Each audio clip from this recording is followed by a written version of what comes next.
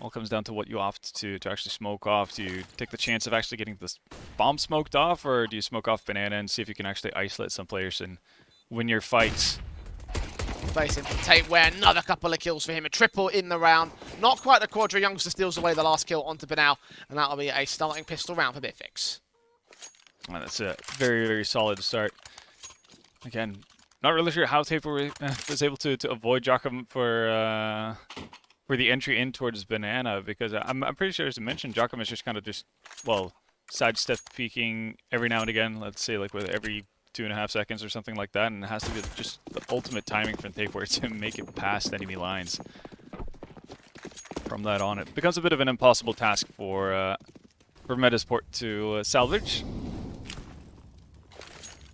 Yeah, decided to force buy into this one though. Scout in the hands of Koss. Their offer. The others decked out with Deagles. Youngster with the first contact and the kill towards Winter. Follows suit to Banal. Makes it an easy couple of Mac 10 frags. And on 2 HP means that his teammates now have to take the rest of the control with Bitfix. Better buyback, better firepower. You can already see the CTs have left the ace because they want to save the Kevlar and what little weapons they've got. Yeah. Unfortunately, when you get a Deagle dink, it actually doesn't end your opponent. But Youngster apparently having Lady Fortuna on his side, at least to start off the match. It's going to be 2-0 lead for Bitfix. For them, obviously, all that matters is having people stay alive. There is an opportunity for Zame, obviously, to have a bit of a look around and see if he can actually find something with his Mac 10, but Youngster being on such low HP, he's probably just going to have to duck out and get to a safe distance. Of course, getting caught off there. Should be hunted down by the Bitfix side. Just a couple of players are going for that 100. He's not 100% there for the T side this early on into the game. Still try to look for something back here, but ultimately very little will go their way, so they can just be happy with a 2-0 start at the very least. Eventually, Reaper does end up with the Tapeware and the match 10 the same. Caught off by Joachim in that back line, so 4 versus 2. And that will be Bitfix maintaining the majority of their players alive. Unfortunately, they do lose a rifle in that exchange. It's still going to be the 2-0 start, and they can't complain about that too much. No, definitely not. I mean, already matched their scoreline versus Masonic in that first half. So, improvements. Obviously, very different playing Inferno T-side than playing the T-side on Ancient. Honestly, T-side Inferno feels very much like something you can win, just outright. Without that being too big of a shocker. So I already see early despawn smoke, and they might just have people make their way in. Tapeware's been able to get behind enemy lines once. Might look to eye out the opportunity to do that a second time. We do see some rotations, though, coming in from the CTs. Try the wraparound if they can get there. Got one player coming in from underpass, from the mid, but Youngster struck on the site directly, killing off Reaper. Big gap in that CT smoke. Winter will try to be capitalized upon it, get that one headshot on Woody, but no more than that. Trades are effective from Tapeware, and the plant will be secured. 4 versus 2 for Joachim and Banal, and there should be no real way in for them, unfortunately. I say that, and they are being offered up some pretty easy kills. That's 2 USP frags in this round. Doesn't look like Tapeware's going to let it go any further than that, though. Spotting out that CT player at CT spawn. Just tapping him away, keeping him at bay. No chance for Joachim to really strike out from Banana either, so... Yeah, another 3-0 start for the Bitfix side. Again, as you mentioned, already far better than what they were doing in that first map against Masonic. So, all thumbs up from all around so far. Yeah, definite improvements in that sense, and looks like they're going to be able to keep the 3 remaining players alive as well. Nobody dared to go down Banana where Joachim was waiting. Solid start. Been able to build a decent amount of money on their side as well. Youngster is going to have to rebuy, but sitting at 10.5k before getting into round 4 has to be good. Yeah. So far, so good, of course, for the T-side. A lot of excess might affect the economy in the long term, but for now, the guns will be in for both teams. Metizport with the AWP a buy up for Koss here. M4s and the other 4 players with the AKs across the board for the Bitfix side, as you would expect. No Mac 10s this time around. Looking the full guns and quite a bit of cash in the reserves as well. Nice nade placement from Banal early. He's doing a little bit of damage towards Woody and Zane, but they avoid the majority of the center of the mass. Yeah, I'm a little bit curious if that was a bit of an early timing from the side of Metizport. That's kind of regarded as the 141 HE. threw it at 142. Didn't get too much damage out of it, but nonetheless, it does put some of the players under that threshold for a potential one-shot from the M4. That's really the biggest thing. So you see gradual mid-control being taken here by Bitfix. You're putting some smokes down towards that A site in the entryways to try and indicate that's where they're going to go here. Incendiary's come up against Woody. Will tag him low to 66. Stall the execution for now. 3 to get on the Metizport side, and Koss says no to Zane. Quickly dropping that bomb, flashing from Winter.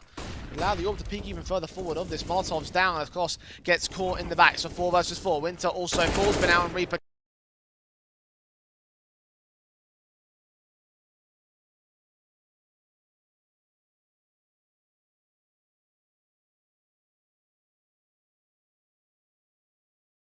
He's leaning in for another good kill, actually. He couldn't catch it. He sees the player, but doesn't get the kill shot here. Actually wins out the duel versus Ghazi as well. I'm a little bit surprised to see Joachim playing this passively for this long. With everything going on. Putting a lot of pressure on Reaper to be able to win out at least his initial duel. 1v2, and Reaper's actually just going to complete the task. The 3k for the round. And what should be pretty easy defuse as well. Scavenge together whatever they can out of nades and whatnot. Metizport on the board. A respectable start for them. Did lose quite a number of players in that rifle round, so it won't be the best of starts, but it is a round on the board. Responsive should be in from the T sideline. Bitfix should be able to buy back with that bomb plant bonus. Some money still in the reserves overall. A decent effort from Reaper, especially able to get this round together for his teammates. Yeah, we will see the guns out from both teams. That FAMASA been out, really highlighting the issue to the economy game. Yeah, absolutely.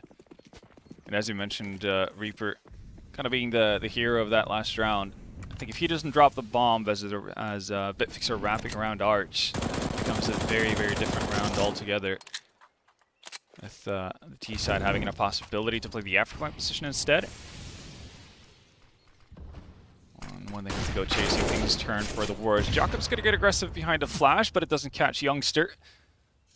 So the T's up 1 man early on.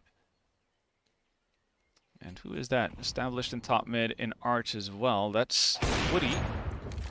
Ghazi to go down from Koss, but there is a T who's made it all the way in towards CT spawn, and that's kind of what Bitfix are banking on as well. Yeah, Metizport have no idea about this. He's just going to walk his way all the way up towards that B wraparound and should be able to capitalize with a backstab. It's all a game of patience right here for Bitfix. It really is. They do have the time to play with as well. And somehow he loses out the duel versus Reaper, and Winter's going to chime in as well. Here we go then. 2v4.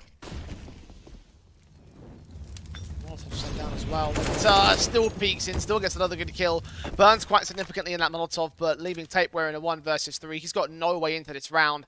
Bomb is on his back, fortunate enough, but it's a silver lining in what should be a second for the Metizport side. When Bitfix had everything to play for there, they had the positional advantage, they had, I think, the man advantage at one point. Trades are available, and then just that backstab from Woody didn't really do much. Yeah, I'm actually kind of curious how he loses out that duel versus the Metizport player on top of second. Absolutely a win that you should be able to win out, and I think if that happens, all of a sudden Winter has a much, much tougher task defending that B bomb site, but not the way the cookie crumbles this time. Metizport get a second round in a row, and that's also done a number on Bitfix's economy. Hero Galil, I guess you could call it, even though they have bought into it. They pair with a little bit of excess cash.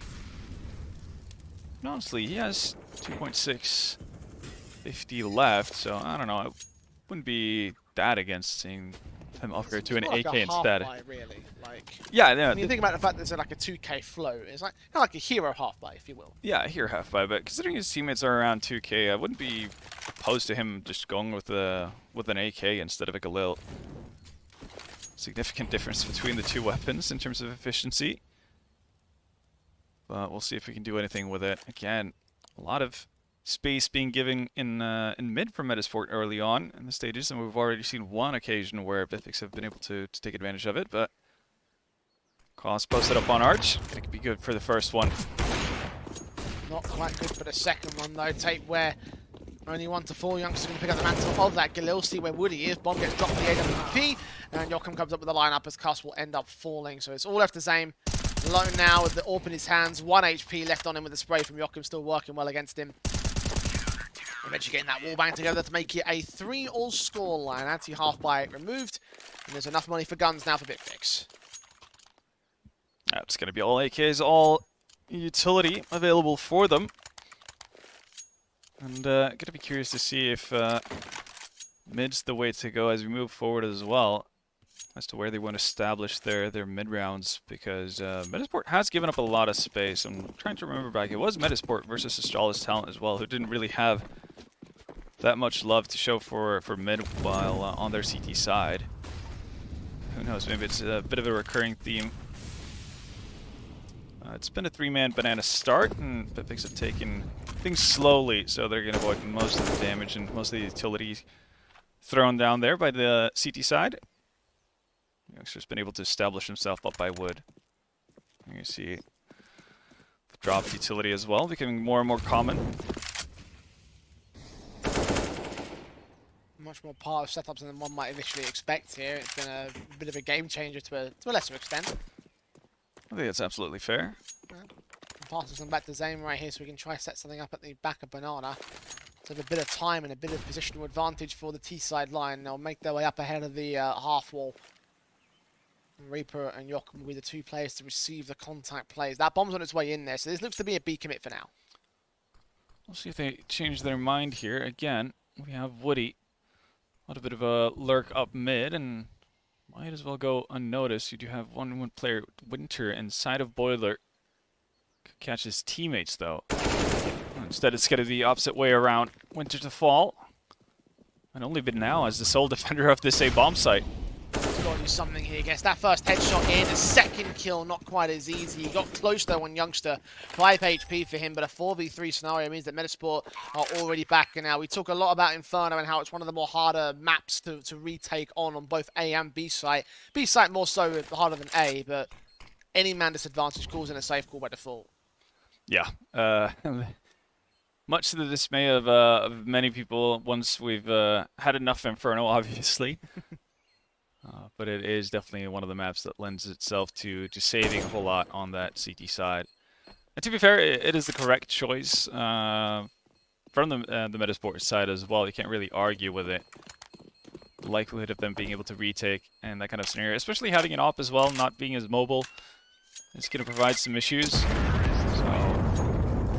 just having another go at it in the upcoming round is definitely the way to go about it.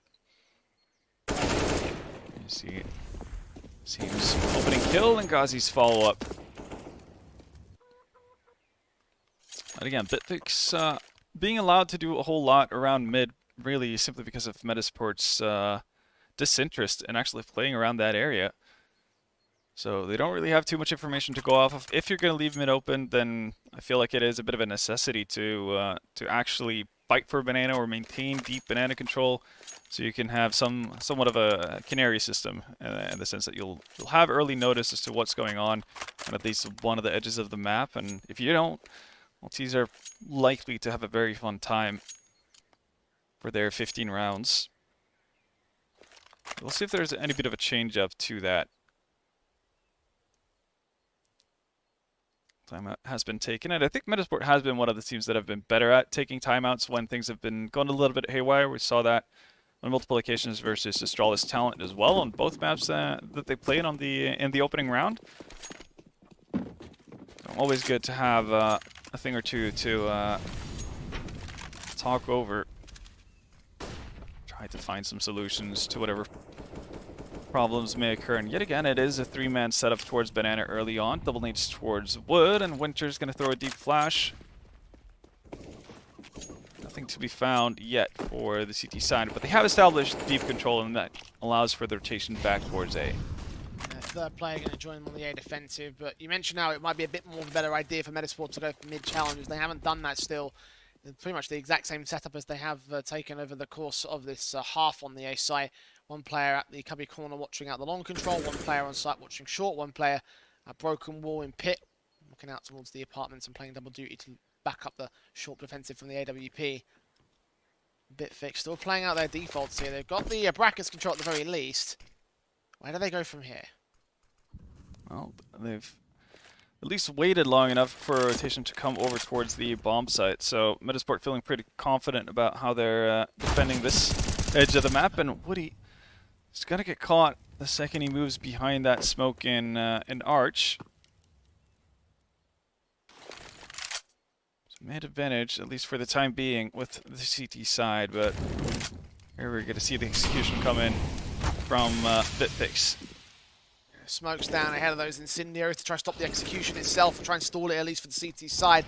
But now falls instead. Cuss comes up with one good kill, a double up with the AWP. But Youngster deals with him the same to a 2 versus 2 situation. A slight HP advantage for Metizport. Yokum's looking for the high HP player in the back as well as Ghazi falls. Suddenly this round becomes doable for them once again. A retake that is likely to come out. 8 HP for Youngster held back in the back corner. Caught off at the box as Reaper secures the final kill of the round and the 4th round for Metizport.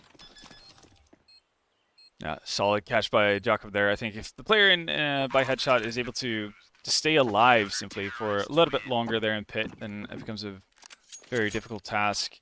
But it gives Jakob a little bit too much time to readjust his aim. And it's not going to be good enough, but Bitfix are finding ways in towards the bomb site, and they are getting into winnable positions time and time again by pressuring this mid area. Again, it's going to be a costly affair as well. MP9 is still in play for the CT side, and not necessarily too much money saved up either.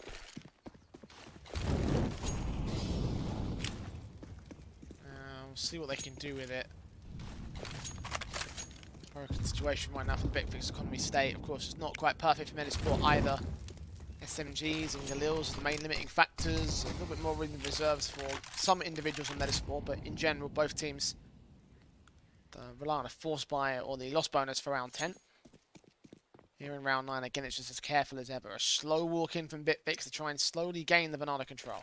A bit of a blind rotation from Metizport as well. Again, they've left mid completely open, so they don't actually have any information to go off or to base this decision off, but it seems to be the correct one. That is, if Bitfix wants to fully commit to this, and they don't really have the util to set up for another execute. Off the back of that flashbang as a result, Joachim there with a kill towards Tate. Where's Aim with a responsive, and Koss ahead of the smoke. Sees one, takes the head off as Aim. Youngster will also fall to Reaper at that back of the new box. He will drop in return, but Koss still has the AWP pick, a double to his name. Sees that third player, Ghazi. 1v3 for him to try and win out on the clutch. He tapped that bomb once, trying to force the CTs forward here. Koss has other plans though. Incendiaries onto the back of the site. It's all left of this AK to isolate the headshots. Which he sees that first player just towards the second, but the spray's a bit too high, and Winter can claim 5. Blind rotation working out for Metizport in that situation. Yeah, not something they necessarily can rely on all that much going forward, but they'll be happy with a round win nonetheless, and we managed to keep 2 players alive. No MP9s in play as of right now. As we see the deep mid smoke coming down as well. We'll see if somebody actually tries to play aggressively behind it, or if they want to sneak in towards second mid, because it does leave a gap there you can play around with. Well, the smoke seems to indicate they want to go to some sort of A play here. I'll just be quick about taking that second mid control now in the apartments right now for Bitfix. They've applied the brakes though, are characteristically slow from this team. Not a lot of movement. You thought they would basically hit the pedal a little bit sooner once that arch smoke was down. Not to be the case now. They've been smoked off an app, so they're going to have to wait for their timing. Flash comes out. The apps pop is a reality, but so is their demise as well. Not a single kill found, and Pinnacle does a good job with the USP to clean things up. So nicely held by Metizport. That's going to do wonders for their economy as well, as the efforts of Bitfix have been thwarted. Very well played by now individually there on the defensive line. His M4 and USP just got it all done. 6-4 to the board. Metizport will be able to extend the lead a little bit further here, but again, Bitfix on pistols in that previous round, so there will be AKs out for this one. Rifles across both boards. The AWP, of course, will be the standout weapon for the CT side. Bitfix Only 2 players defending the A play this time. Again, a bit more of a careful stack towards the B site. Smokes and mollies coming in very quickly from Tapeware. I don't think it indicates a definitive take of the site though. Flashes in towards quad. Winter is ready for a kill bound on the first and the second, not quite the third though. I still like it though. Again, being proactive about having information as to what's going on in mid, not giving just that entire piece of real estate over to Bitfix for no fight whatsoever. It does come out of it with a positive trade as well. Now in a 3v4 situation, we'll see what Bitfix comes up with. One of the things that might be difficult is that we've seen a bit of a tendency from Metizport to not necessarily, again, play that far forward, so it's going to be difficult to commit towards an angle if nobody gives themselves up, but Reaper actually loses out on a duel versus Woody. No immediate reaction from Bitfix either, just going to slow walk it into B. I've got a second player here though. Utility is thrown over. Tapeware back turn not ready with no smoke to the cross. Joachim's going to have to fall down, but they have got a second player up there. And it's the AWP of course as well. Indeed it is. He takes a shot but misses it out entirely. The bomb gets planted. But now left alone to clutch it. This time another 1v2 retake on. Looks like he wants to commit to it initially, but the money still indicates it's probably a better idea to save the weapon here. It'd be nice if we can grab that AWP. He's leaning into construction, so maybe he could find an angle to work with, but now footsteps heard, so the crossfire locked out effective. If he gets one kill, we trade so easy. Not like it matters. Tapeware hits the first contact shot. That's Bitfix with 5. And Bitfix getting a bit of a gift-wrapped refrag there over towards B in this occasion right here. Reaper getting a little bit over-eager with his positioning. Again, you'll see players like Perfecto on the side of Navi play that angle almost to a fault. But never actually giving the duel, just always ready to throw down smoke or some sort of utility to stem the tide and just buy time to defend and execute, and that was never really possible for Metizport. So dropping around with a man advantage like that when Winter does a good job to find the 2-for-1 trade in mid is a bit of a hiccup on their end. They have been able to save up enough money to actually rebuy into this. So might be able to get right back on that horse. All right, now horse for pause. Goes at a snail's pace, just more like a trotting along kind of horse, rather than a speeding stallion. Yeah, it's not the Grand National.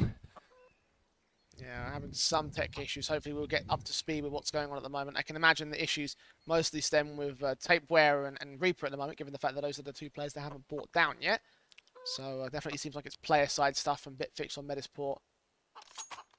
We'll find out. Yeah. In due course. But for now, it is a moment to sort of like take a bit of an opportunity to sort of reflect on what we've seen so far, because it is kind of what we were expecting to a certain extent, given the fact that these 2 teams are a bit more level-headed compared to the rest of the competition that we've seen so far. And obviously them being blown out of the water in their own respective series, now they're coming into this one, and this first map is being as interesting as we hoped it would be. Yeah, absolutely. Again, even-matched teams usually provide even-matched games. As simple as that. Obviously, there are certain aspects that you could look into and think that teams would be a little bit more aware of. One of the things, obviously, on the side of Metizport being the fact that they are giving up a lot of potential map control by not being consistently aggressive in banana when they're giving up mid control. So they are playing in the dark on a fair few occasions, and we've already seen Bitfix being able to actually exploit that room that they're being given, even though it hasn't necessarily always led to round wins. It's still something that is a bit of a uncertainty, or something that feels a little bit unstable about the CT side of Metizport. And on the other side of that, you got to give Bitfix credit for actually utilizing the space that they're giving, because so many times you'll just have like a spawn call or a set ID that you just want to commit to, regardless of what the circumstances tell you, and that isn't necessarily the case for Bitfix so far. So that's something that's a positive from what we've seen so far. Yeah, and I guess as well as that, just Bitfix also playing to their pacing right now. Like, they've been having a very slow kind of game thus far. Like, they've been very crawly along these mid controls, and obviously whenever they get the banana position, whenever they get access to flash their way into banana, they usually end up just taking slow control and getting into their heads. I feel like almost at Metizport, like it does feel like they've got a one up, like a little element, an untangible in this matchup right now because of the way I think it's down to the pacing and the fact that Metizport just don't really know how to handle the slowness of this other team. And I think it's the thing that kind of adds on to each other as well, because if you're Metizport and you're playing without information, you do get more and more, I guess, uncomfortable. The further you go into a round, as the clock winds down, you still don't really have too much information. You're starting to kind of doubt yourself, and you don't really know what kind of rotations you're meant to make or how you're meant to set up, and that is added to it by the fact that Bitfix are just taking their sweet time about doing anything at all. Even if they get opening frags early into a round, they just kind of pause, reconvene, and then talk things through before they actually commit towards the final decision for the round.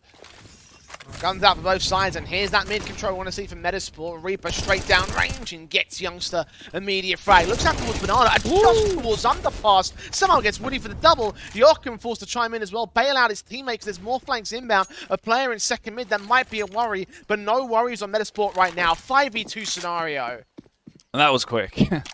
So I guess Metizport's answer to the fact that Bitfix won't move in the opening minutes is just to greet them at their doorstep. And in all honesty, most of the time when you see an opening like that, again, with the aggressive push down mid, Reaper is usually dead after getting the first opening kill. But the readjustment he makes to find the guy coming through the pit lane there is really impressive. And Ghazi, a bit of a hopeful move up towards mid, is going to get caught out, and they've already gotten eyes on the last player as well. Yeah, Kosh just rotating up, shoots him in the ass. Get 7-5 to the board of the Metizport side. Very effective stuff from that CT defensive. And again, just all down a Reaper in that mid control. Joachim came up with that extra support. What a ballsy play, but it made it work. You wanted more mid control. That was a vastly much more fruitful amount of mid control. Yeah, it's about as much mid control as you can have to stop them at T-pit. Outside of 5 players forcing down mid position. Yeah. I mean, it's realistically speaking, you're on the money. And it has forced Bitfix down to just the basics here. Tech9s and Deagle up on a half investment round. Not a full-on force, except for that Mac 10 for Youngster. Can be recovered by the bomb plant bonuses if Bitfix can get there. Right now, Metizport, they've posted up some very good CT defensive, though. They really are. Again, we're seeing that deep mid-smoke being put down, but this time that nade's going to hurt. That's going to hurt badly. This is going to hurt Winter as well. 3 kills. Actually, only 2, as Carl's puts on the AWP ultimately with a double up of his own right, and down there with the last frag on towards that short control. Only one player lost. Lots of bonuses again to maintain all sorts of control. Disallow that bomb plant most crucially, and of course get the 8th round and the half. Yeah, I would like to see them actually throw this this deep mid smoke that they've been doing in an actual weapon round, because we've seen it twice so far in this half, and it's only been against low buys on the side of Bitfix. And again, with the gap that you're creating for yourself, it does potentially allow to have an opper peek in towards second mid, or be brazen like Simple would and actually peek down towards T-pit from an off angle that's going to be past the potential scope of an off. But not to be the case just yet. Feeling, I suppose, pretty comfortable about what they're doing. And again, more presence in mid initially here from Metizport, which I'm liking, as long as they maintain it. Joachim back over towards the B stack. It's first 2 kills lined up, but an AK at a CT side. A bit of luck involved in that one, but a trade for Zane makes it a 3v3, make it 3v2 as Woody gets a frag over towards that long position. Costs the AWPer suddenly alone as Ghazi captures his back up in Winter. Both players over towards that short side of the brackets, and now with the AWP's position revealed, Woody and Zane will just make their way into that B side, get that plant down, and from there should secure the round for Bitfix. Yeah, no, this should be a 6th on the board. We'll see though. Koss is going to have enough money to potentially attempt this, at the very least, and he does have a healthy amount of utility as well. Things better of it. Changes out weapons, but time has started to tick, so this is definitely in favor of Bitfix the further time he spends, and it seems like, yeah, he's basically put the car in park, which is waiting at the bottom of Bananas. Not going to give that a go at all. But again, even if it is initial, equal trades and whatnot, Metizport kind of dropped the ball there. Again, you see Woody being able to slink up towards Art's side and find that frag on the player who's trying to rotate a second the trades happen in Banana. And it's because they actually let go of the mid presence that they have. They have the op posted up only to play for Boiler and nobody to actually watch, well, the middle of mid. It's been a punishing move from them so far, so at least for the last round of the first half, maybe we can see a bit of adjustment coming out of Metizport. Otherwise, again, fair chance for Bitfix to be able to get out of this with a pretty respectable first half score. Yeah, 8-7 is very workable here for this team on the back for Metizport. Of course, on their CT side, so getting what, on theory, and what the tradition would be the better half. Yeah. See, retake smokes being set up by Reaper. That has been out, flashed in by his teammate, but it worked out better for him, pre-firing and reading what that peak was going to be. So nice start for Bitfix again. It is, but here comes the retake nades, and okay. Bitfix players in Banana are going to be able to dip out and actually throw down a counter Molotov as well. So limit to how much information Metizport can actually get from this. Pretty much the world's Bitfix oyster right now. We see Giacomo though, and a little bit more similar position to what we would see someone like Perfecto do. Although he would be there with the pixel gap. As Bitfix gathered up towards Banana with a majority of the players. One player in the form of Woody. To start some more pressure over there towards mid, but away they go. And yeah, Giacomo actually deciding to take the fight. That's a bit brazen. He's going to pay for it as well. Bitfix make it onto the B bomb site with all 5 alive. Deep positions established as well. It's not getting any better as well with these individual peaks that the CT forces. Reaper caught next. Winter and Cost, the last 2 players remaining, will make their way in from Speedway and CT Spawn, the AWP in particular, going for wallbangs through the new box. Lands 1, does not get that second, and even that 1 tack doesn't do much towards Tapeware here. He's still sat at 72 points of HP, the lowest HP player on the T-side line. Engagement against Gaz is a bit better, but Youngster has other plans. He lines up 2 headshots with a simple single spray, and it will be 7 to the board of Bitfix. So as you mentioned before, however, a much more respectable situation for Bitfix compared to where it could have gone from that early start. Yeah, no, absolutely. Managing to get 7 rounds on the T side of Inferno, absolutely something you can work with. I think most teams would be pretty happy about that outcome, honestly. And yeah, they definitely had opportunities to actually pick up more. We did see some retake clutches from the side of Metizport as well. So they've been in it from the start. And again, that's a positive sign from what we were given on the opening day. So in that sense, a bit of an improvement. But also, obviously, it does remain to see if they can actually do it on the CT side as well, because you do have to play both halves. Yeah, I mean, but again, as I was mentioning earlier, traditions would always point towards CT being the more favoured half for a lot of teams. I mean, obviously, it kind of depend on the play styles and everything like that. But in terms of what we have in our information bag, it's very little to pull from. So we don't actually know whether or not that CT hub is going to be as capable in the T half, and vice versa, of course, for the Metizport boys now as they move towards their T side as well. So there's a lot of surprises that are still in store for this one. The only thing we can really pull from is the fact that this map has always been great for both teams, and what we've seen in the previous few matchups from them on HLTV. So it does look like it is recoverable right now for Bitfix. It's very questionable as to whether or not things will still end up sort of like the way of tradition, if you will. So pistols being set up for Woody on the utility and the defuse kit as well. Util for Winter with the P250 in hand. No raid boss required. And all Glocks and USPs outside of those 2 players. It's going to be a quick one as well. Smokes for Quad, flashes for Arch. And up we go on the side of Metizport. Way into connector as well, and might be greeted by the sole B defender here. Well, this is dangerous. Oh, he's going down, and that's going to be B-side falling as well. Trying to back up his teammates on that A play and recognizing that the Speedway wrap could have been on the table for the T side. The fact that they made their way in and still won that fight, however, means that they're down a man. No real chance to hold on to the B side. I think, yeah, that kit's going to get picked up by Tapeware, so they have that to work with on the Bitfix side. The plant be secured, open in the back corner. Youngster gets a trade, but Reaper has a quick response. A tap to the head of Youngster. Zane responding on towards Cost, so a 3 versus 3. Continuous bullet sent down range, but Winter still wins that fight against Tapeware. Reaper chimes in with another good tap to the head. 2 kills for him. Ghazi alone, 1 versus 3 situation. Spots that first, desperate to get a headshot in, and indeed Joachim's going to fall. The last two players not revealing their positions until they absolutely have to. Gazi still wins that fight. 1v1 against Winter now. Wraps that corner, looks for the head and gets it for the triple. No kit on him though. This will be a last-second defuse, and I think Gazi's going to miss it. Oh, it's too close. He's just got it. But a skin of his teeth, he secures the pistol. A 1v3 clutch for Bitfix. Wow. That's quite the heroic effort. And a lot of things that, well, basically shouldn't have amounted to a round win for Bitfix in that one. Again, sole defender of the entire B bomb set is the first rotation over towards CT spawn, which, for my money, does not make a whole lot of sense. Again, better off playing just from, well, ruins or something like that and take the fight from there, allow your teammates to potentially get in towards you, and even if they were to commit towards the A bomb site, well, you have four players there to defend it. That's what the setup is meant to do.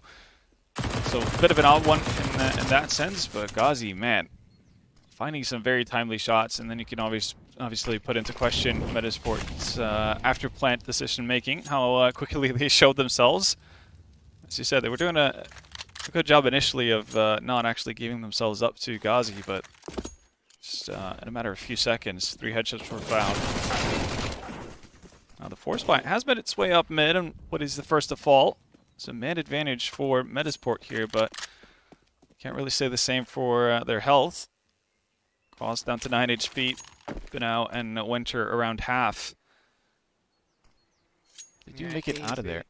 Pretty easy trades if the SMGs or M4s manage to find the right sprays at the right time, so not going to be all that effective for Metizport. They're going to be pretty sharp with their entries and pretty sharp with their executions. Only sharp against one player of Tapeware as well, the lone defender of the B side. Youngster's going to rotate. Yeah, not ideal to have an MP9 here as a sole defender, and one smoke goes.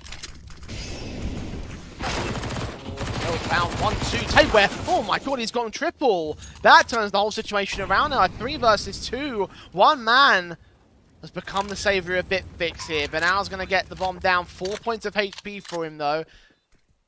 Mac 10 in his hands. Reaper's got to be the heavy lifter here. The AK with the high HP numbers. The flashes forward for Zame to try to get into the site. Sees Benal. Gets that kill. Reaper with 1 trade, but no more than that. And in the most unlikely of circumstances, Tapeware saves Bitfix's bacon. Yeah, apparently you don't need more than an MP9 to hold the B-bomb site all by your lonesome. Yeah, it definitely gets way more than what should be expected of him in that scenario. No doubt it actually saves the round for Bitfix in a massive way. Metizport does hit that sweet spot timing where you have Youngster rotated far enough away from the B-bomb site to where he's not going to be able to help Taper whatsoever. With 4 players pretty much good to go up towards that B-bomb site, you'd expect Metizport to be able to get a little bit more of an efficient trade situation going for themselves, but not to be the case. Bitfix do hold off, and that does also mean that Metizport are winless in the second half for the time being, but they have decided to reinvest into this round as well. Still an AK and 2 Galils in the play. Rockham turns his Mac 10 over on the T side line into a decent kill. An M4 now in the hands of the T side. A 1-for-1 trade leaves us a 4 versus 4. Relatively even on the HP numbers as well. So no clear-cut advantage for either side. The benefit here for Metizport is obviously being able to choose where they want to go with their entire group. Now it looks like they might just want to walk it up mid, but quite stark difference from what we saw in the first half. Bitfix much more keen on actually being able to maintain a presence towards mid. There's Woody with the spray together, holding out against Joachim. No flashes over towards Bracket's control, leaving him and Zane with easy pickings. Woody finally falls to the hands of Reaper, but 1 versus 4 overall to win out. He gets that second kill as well. Galil in for the third man, making a fair amount of noise. And Gazi just knows to slow walk up the quad, swing on the right moment, and bring in 10 for Bitfix. This CT side has been so far so good. Yeah, and again, there you see the value of maintaining mid presence. Woody gets an easy enough opening frag, and all the focus shifts towards Arch. Zame can pop out of quad roof and basically secure the round for his side. So first team to double figures in Bitfix as Metizport take yet another timeout. Yeah, second one for them in this map up, and as you mentioned earlier, they are pretty proficient with using these tacticals, so credit to them. It's kind of the right moment to do so right here. It has been all rounds in this half going the way of Bitfix, so they've gained quite the advantage so far. Plus the rounds from the previous half, and we're looking at about 5 in a row for this Bitfix side. So Metizport got to try and break that streak right now. Unfortunately, it doesn't seem like this will be the round to do so. The buy you can recognise is going to be pretty low here. Pistols pulled out, one piece of Kevlar. Not enough cash to full force into this one. They have got a few smokes and flashes though. So there might be some sort of Pistolexi on the table. We'll see what they come up with. But yeah, definitely a nicely timed timeout in that sense, because it's not necessarily all about having to time it with a buy round on your own end. It's also about kind of stemming the tide and allowing Bitfix not to feel too good about themselves, not have that momentum to ride off of the entirety of the time, and having a bit of a break in action can do that for you. See nades being relayed back. Ready for a window flash into Banana. If they were to hear anything at all, but if they want to make it onto a bomb site, they might need to keep those 2 flashes. See Reaper's just waiting patiently at the bottom of the stairs for the time being, but nobody's showing themselves from the side of Bitfix here, so this gives an opportunity for Metizport to actually set up for a full execute, well, I guess to the fullest extent with what they've carried on into the round. Jockham's going to be the first to fall, though, on the opposite side of the map. Yeah, start out for Bitfix and Metizport. Excuse off the back of that, Orchid Spray for Youngster does come up with the 2 kills in the end, alongside Takeware's SMG frag. Double for him of his own accord, and that will be 11 for Bitfix. Pretty effective stuff again against the pistol eco. Now the guns can come back in. Metizport, again, got to focus on breaking the streak. Got to get something on the board soon. Yeah, no, they really need to rejoin the server in that sense and mark their arrival into the second half. Right now, I mentioned it was 5 rounds before, now it's 6 rounds in a row for Bitfix here. Getting into the thick of things as we have what classifies the first real buy round. Joachim knows exactly what to expect, even though he's fully flashed, and Woody has a bit of a trouble getting past half full and does get punished for it as well. Exchange of nades early on is going to significantly favor Metizport here. 5v4, even though Bin Out does take a juicy nade to the face, he can still play off of this as the T side. Oh, nice little boost as well. Molotov's going to force out Youngster. Just like that, entire B defense of Bitfix falls apart.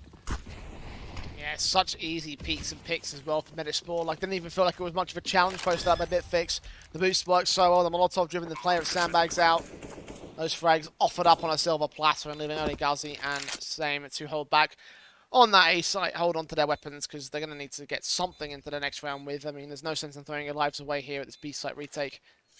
The question really for Metizport here is that depending on how good of an overview they have at the economy for Bitfix side, could potentially, you know, throw 2 AKs, send a duo to go hunting for weapons. Again, it's going to do a pretty significant amount of damage to the economy of Bitfix, even though they have won all the rounds up to this point on, well, in the second half.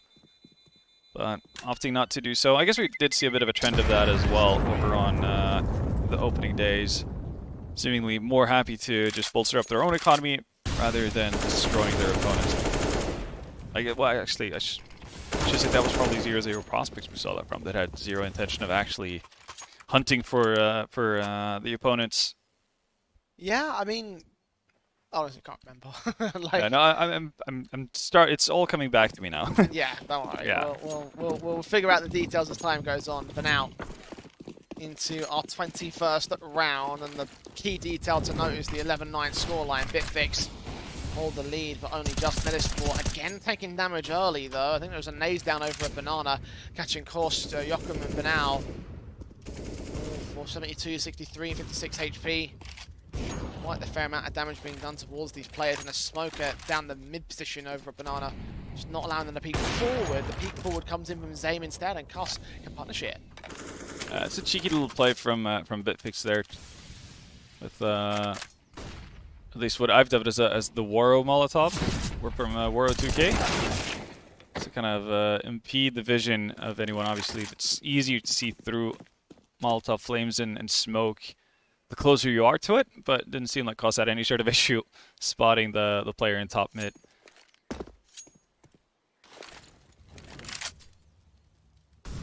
Slow walks into Metizport's default. Careful about this approach here in round 21. It was Bitfix that was slow on their T side. Now the CT's looking to play more aggressive of their own right, and Guzzy stack kill towards Winter, so even man standing, but a hard stack in this B site, leaving, oh sorry, the A site rather, leaving nothing over towards B. Koss will find Woody overextending, and that will catch off a kill. They think it might be a complete stack towards that B play though. That bomb's going to make its way back into those brackets. Smoke's down. And the B player is also going to leave them alone. So actually, this is perfect for the last two members of Bitfix, Ghazi and Tapeware, AK and M4 standing by. Footsteps will start to get heard. And there comes the kill for Tapeware. 2v2 repositioning towards the site itself. The AK of Ghazi able to strike back on Joachim. There's 5 seconds for Koss to get the blonde player down. Can't quite do it either. Triple in for Ghazi. And what a hold it was from those two. I would have thought that kill out towards mid would have been enough to force the issue back for the T side, but no. Inadvertently, they managed to force Bitfix into the A site, which is the exact same site they were holding. What a read from them. Yeah, that's a bit of a tough one from Metizport as well.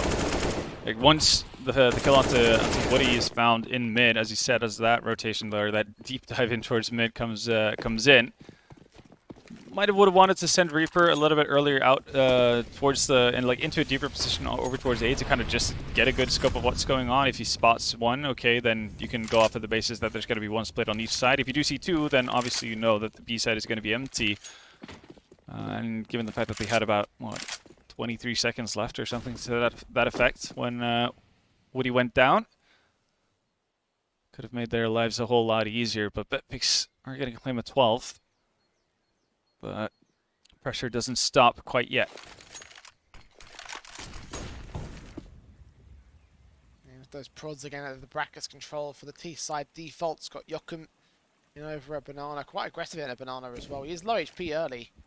Again, a couple of pop shots over at the likes of Tapeware.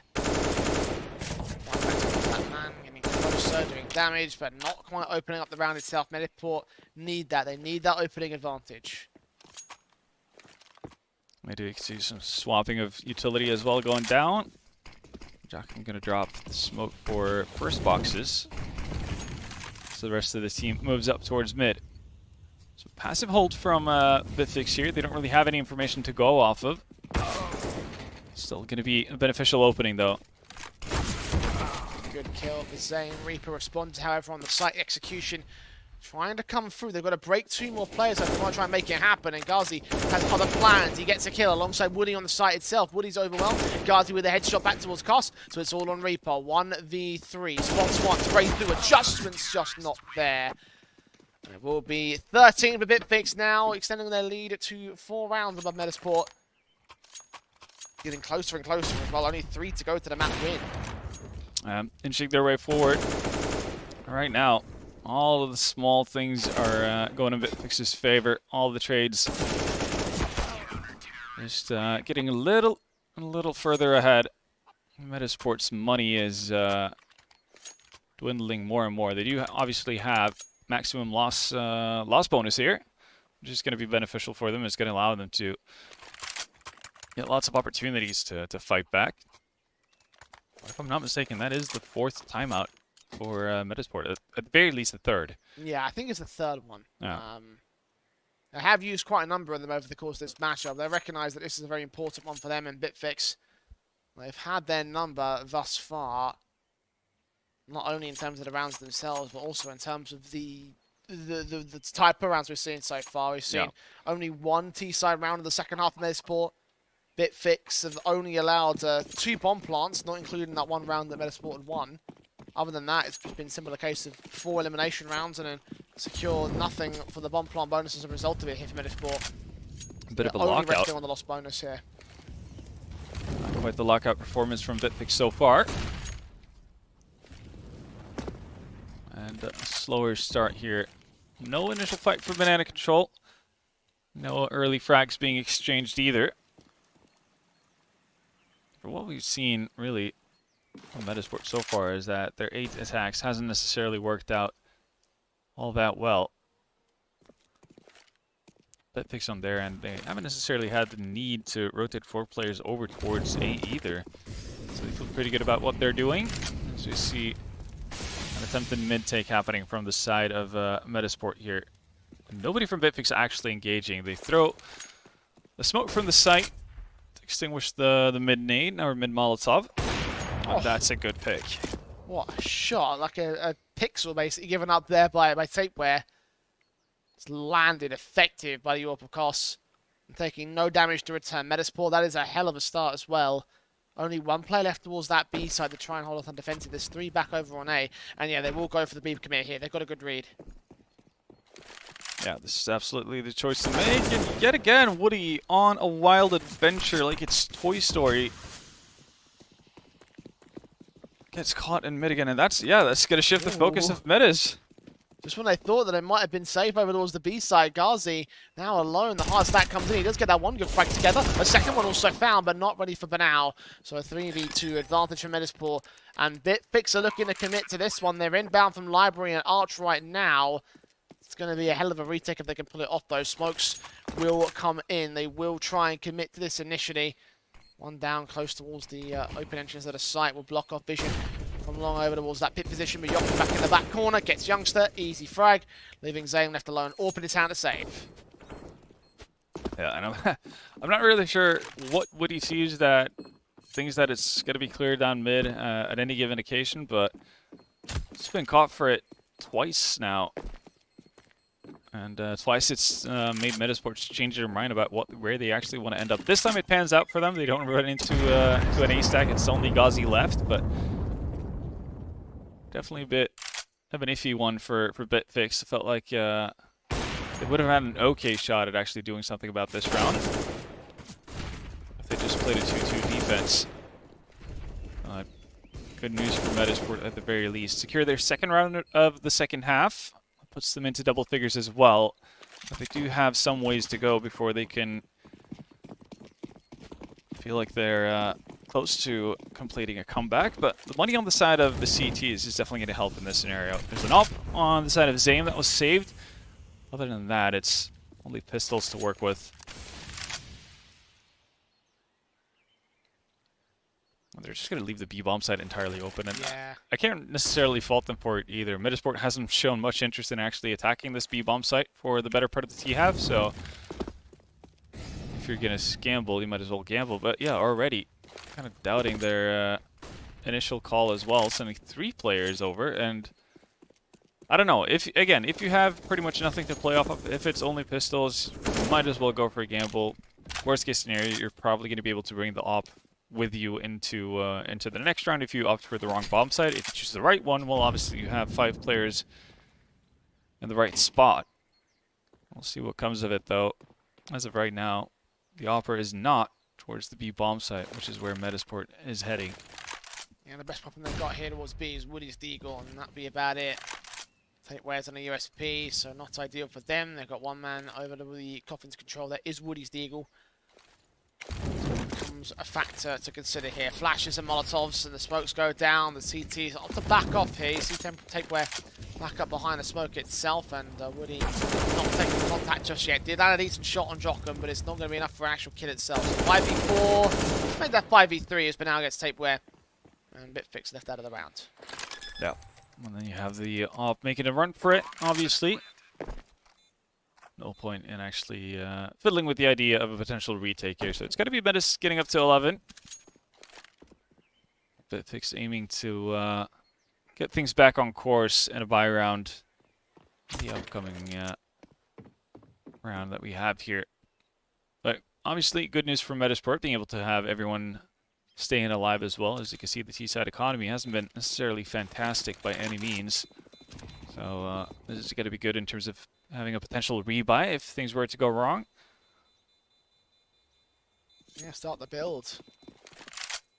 Only a handful of rounds left in the half, however, so how much impact that will have, we found out. Ghazi picked up first by Reaper. Another good kill to close out the round itself. And for the CT side, again, mostly eco-basis pistols means that there should be guns for the most part. Tapeware was in a bit of an awkward spot himself. So SMG for him, M4's in for the other players. And of course, Zame holds onto that AWP. Most of the full guns out for Metizport. So all signs point to the guns. All signs point to a very important round 25. If Bitfix can win it, they can set themselves up on map point. Maybe even more so here. Nades up, Molotovs down in the apartments. Early faces from Metiz. Hold their own here. Nades back to respond, but Bitfix will tag you up with the 44. Jackam's going to need to be a little bit careful for the time being. Trapped behind wood, and actually he's getting picked off through the smoke by Tapeware. I feel like we've seen Tapeware more with an MP9 than we have with an M4 so far at the TAF. But has done work with it. He's on what? 23 kills for the time being.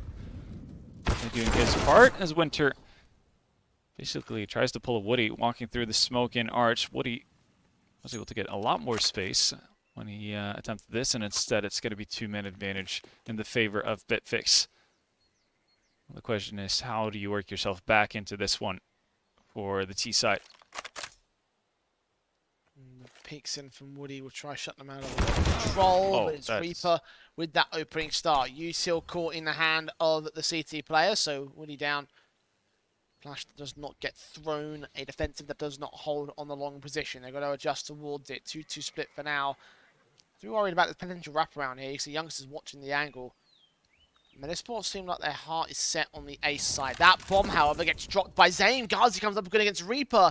And those two players have turned the whole situation around as Zame nails a second and Bitfix find their 14th. I'm curious to see how that actually played out, because Zame was holding basically the boiler angle initially, waiting for people to scale up towards quad onto him, while KOS more or less had that angle locked off for the better part of what felt like 20 seconds. I'm not sure how Zane was actually able to win out that duel, but nonetheless, does the trick for Bitfix. That's 14. 2 rounds away from grabbing their own map pick. And being off to a solid start in what is an elimination game for both these teams. The map is also very good for both these teams, so importance and the whole series might rest on this Inferno and who wins it out overall. A lot to consider here. So Metizport need to find a way back in. Bitfix might have the lead, but they don't have the cash still. They've still got the SMG for Tapeware. It was a respectable SMG in previous few rounds. And now one of the 3 players to defend that B site, including the AWP. With Molotovs pushed back down. Teaser walked the way up to the banana control. They'll want to hit the B site.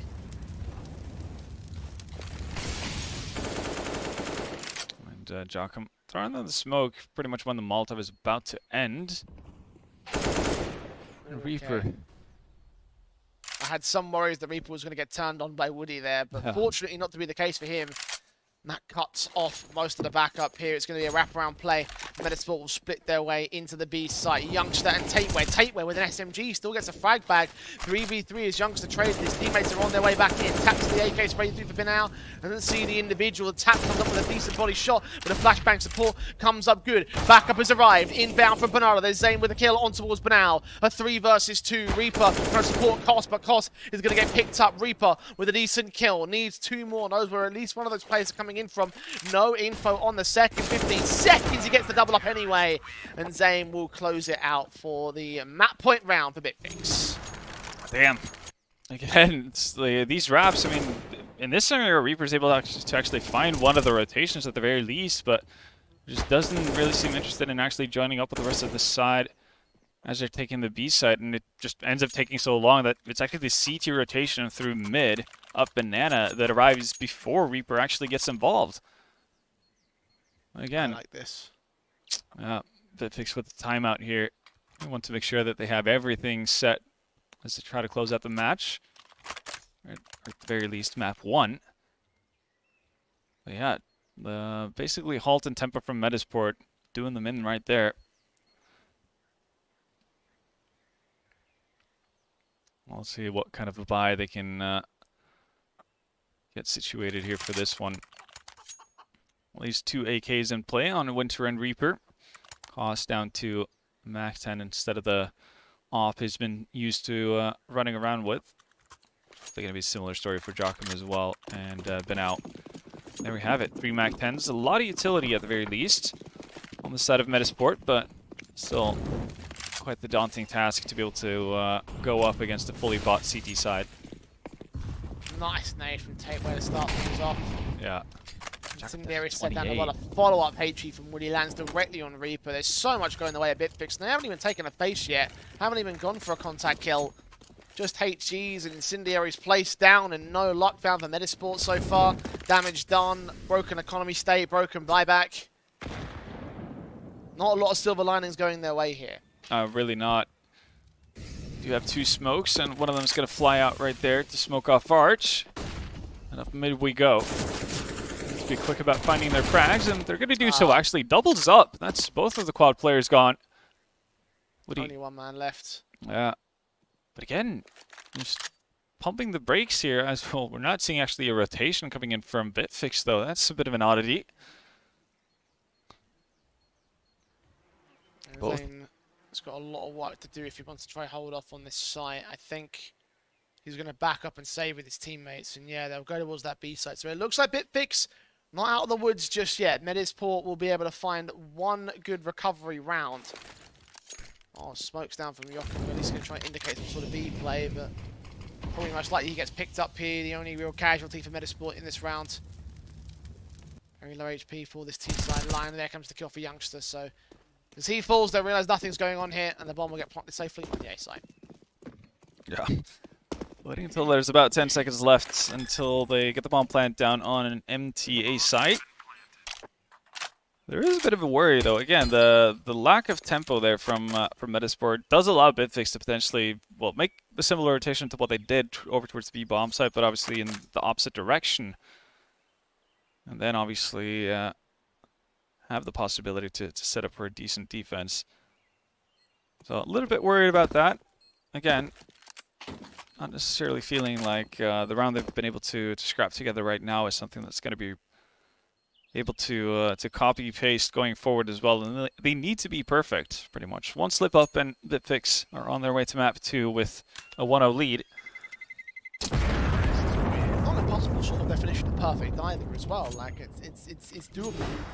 Yeah, no, absolutely. A few rounds to get up to that overtime position, and well, certainly a good execute towards the A site has helped them here in that last round.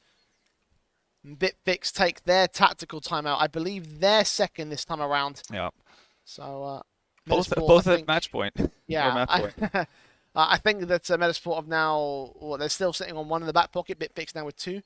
So still some tax that can be called out. You mentioned both of them being called in on match points. That way Bitfix don't get a little bit too overzealous. Now it's most certainly coming in here to make sure that they can actually close this one down. Metizport, a huge round, the momentum break that could still lead to success. Woody's going to get dropped over an MP9 and has some utility off the back of it as well. Decent enough spread on the side of the CTs in terms of utility. We'll see how they decide to go about it, though. 3 players opening up towards B.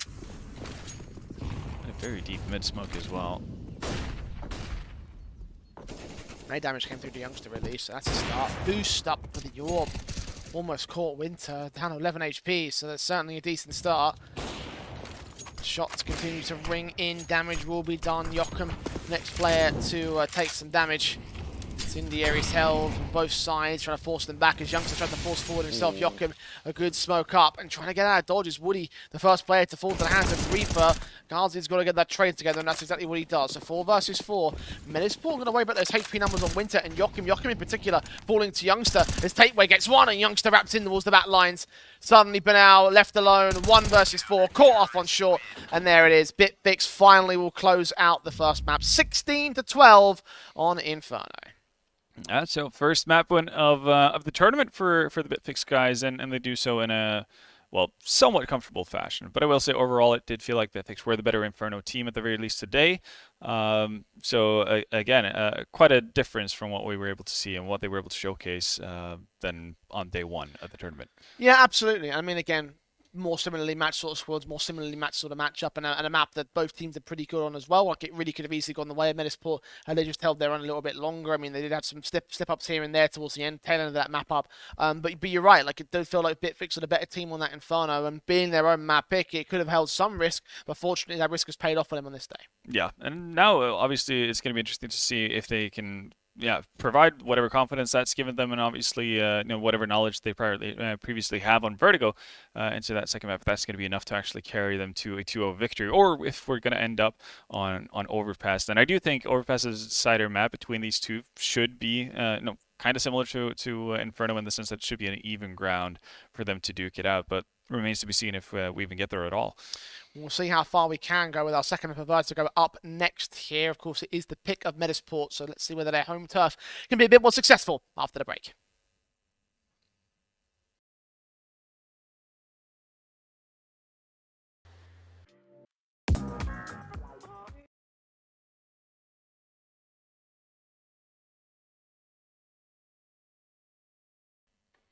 Well, a hell of a close map to start things off on the day here in the MistGames Heroes of Tomorrow, as we just saw Bitfix win out their map pick of Inferno up against Metizport in our Norwegian derby. Now we move over to Metizport's map pick of Vertigo, and we're going from one default heavy map to another default heavy map here. So I kind of wanted to ask you, do you feel like the outcome could end up being a similar sort of scenario here, or do you think there's a bit more to it than that? I think there's a little bit more to it. Again, I do think that because we didn't necessarily see either of these teams be extremely aggressive, towards Banana. If there were aggression and if they were to go deeper, it would be a little bit delayed, a little bit staggered. So they would have the initial Molotov exchange and then, have a pop flash or something and move forward. And they wouldn't necessarily stay in that aggressive positioning. I think it's going to be it could be a little bit different on a map like Vertigo. Obviously, the A ramp is going to be a focal point of what both teams focus on. But I do think we're just going to see a lot more earlier engagements than what we got in Inferno, and I doubt we're going to see as many saves as well. Yeah, I mean that definitely did elongate that whole matchup for me. Obviously, seeing the number, it's kind of typical for Inferno. It always has been typical that a good T execution with a lot of players alive will usually one-man advantages. I've even seen 4-on-4 retakes that have just been like cancelled off by a CT side, because that's just how you play it in Inferno. Yeah. Bit more doable here on Vertigo, so I am looking for some more excitement overall. For Metizport, obviously this is their map pick, so they've gone towards this one and they've recognised that they could do some decent work on it. Of course, we did see a little bit of Vertigo from Bitfix a little bit earlier on during the tournament as well. That was against the Masonic side. Didn't go all that hot for them, unfortunately. Do you think that's just down to the fact that it was Masonic? I do think just Masonic is a difficult team to play against, and it will be for any team in this tournament. Simple as that. And if we want to, compare the ancient game that Bitfix had versus Masonic with the Vertigo game, then yeah, there were more positive signs on Vertigo at the very least. But they did have like a bit of an issue in terms of, they couldn't necessarily decide. Okay, so one thing I alluded to when we spoke about Vertigo the first time is that, yeah, it does allow you to actually poke and prod on multiple stages, like multiple points of the map. So you can have a solo B player take those fights up towards sides. You could have the same guy, the mid lurk, do similar things as you have a group moving up towards A. But Bitfix kind of took it a little bit too far, where they have a very isolated B player, a very isolated mid player, but even a very isolated A player who would all try to find an opening for themselves. And it didn't seem like they had that cohesion or synergy within themselves, or if you want to call it spacing for that matter, to necessarily be able to do something with it, even if they were to win the duels, which is a bit of an issue. And I think that's something that they have to worry about. That's something that they have to look into if they're going to have the chance to get a lot of T rounds here versus Metis. Yeah, and I mean, like, obviously that's sort of the thing we've always been talking about with the underdog teams, and the fact that they're not going to have that experience, they're not going to have that team playing chemistry just yet. That's something that's definitely throughout the course of this week and throughout the course of the rest of the future. So that's kind of understandable for them. Yeah. My big thing for Metizport when it comes to this map up is the fact that we've yet to see an official from them on Vertigo on HLTV. Yeah. So is this going to be in a bit more of an unpredictable scenario for them? I think that's fair. Again, we don't really know what to expect out of them other than it being their map pick, so they should have a somewhat clear idea of what they want to do and what they want to accomplish. What I'm kind of hoping for is that we're going to see more of the approach that we got out of Nine Academy when we hadn't seen them, because they also played Vertigo. The fact that we'll see basically initiative being taken. So with Nand Academy, they had some double mid pushes, that kind of thing that actually found them openings, and they didn't necessarily default into playing the A bomb site extremely passively on their CT side and just kind of sitting, waiting for them to be executed on. And I'm hoping that's going to be the same mentality that Metizport brings into this one, that they're going to be, I guess, curious as to what the T side were doing, because that's one of the things that kind of faulted them both on Mirage versus Astralis Talent, but also on Inferno on their CT side as well, the fact that they are playing blind a whole lot of the time. Metizport will be on the T side at start, as you would expect. Again, they picked into this map.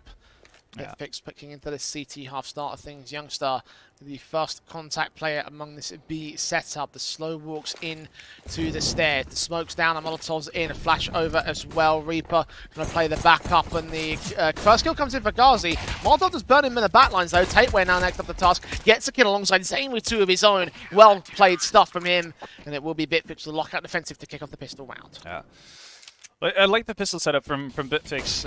If there's anything I wanted to kind of, I guess, readjust, is the fact that they don't have the information over towards A. Again, you could have a player with a solid spawn be able to play around Crane to get early information in that sense, which definitely would be nice. I think that's something similar to what they did in their opening match, where we saw Ghazi taking duels versus a P250 and actually winning it out. But the 4-man B defense is pretty solid. Again, you have quick rotations times and so on, and you usually have some utility that can help you get back into A as well.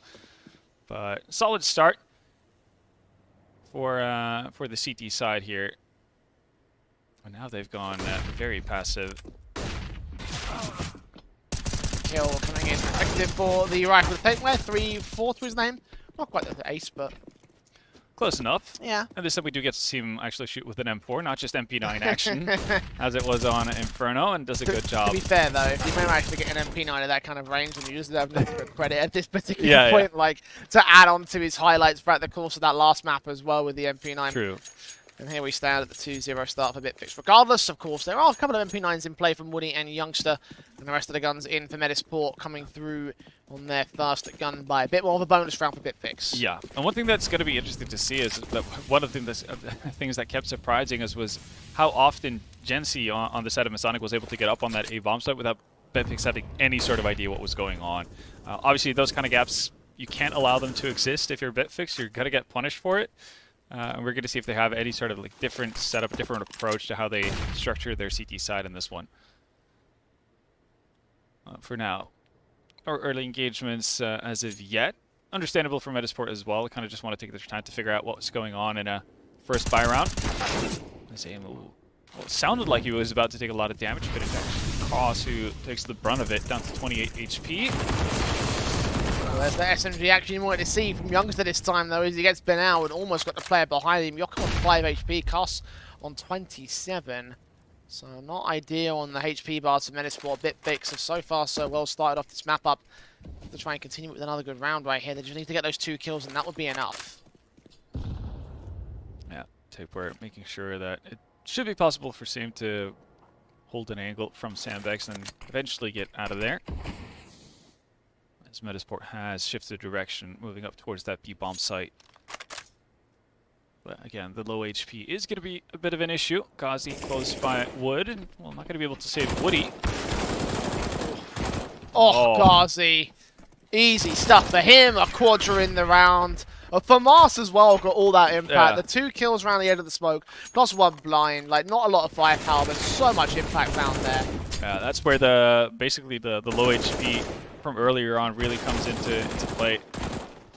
You can see Joachim and Cause just falling like flies immediately. Definitely helping the cause for Bitfix there. 3-0 to start. And obviously Metizport in a situation where they need to win, need to pick up Vertigo if they're going to have any shot of continuing their tournament stay here. Ooh. 3 nice names, I think, just landed Woody, though, there in the Metizport side out towards that mid-control. 10 HP for him. It's an underutilized HC, and it's such an easy thing to throw out. Yeah. Usually you'd see mid players kind of just hanging out passive because they know they're going to get mollied out, or they know the potential of a potential pop flash from the CT side of it. So just chucking that off the, I guess, off the metal beams in the roof there will provide some solid damage. And speaking of solid damage, We're off to a hot start again, and yeah, this is a lot more active, I should say, from Bitfix in terms of keeping an eye on ramp than what we saw versus Masonic. It helps that they're going up against pistols, but positive signs nonetheless.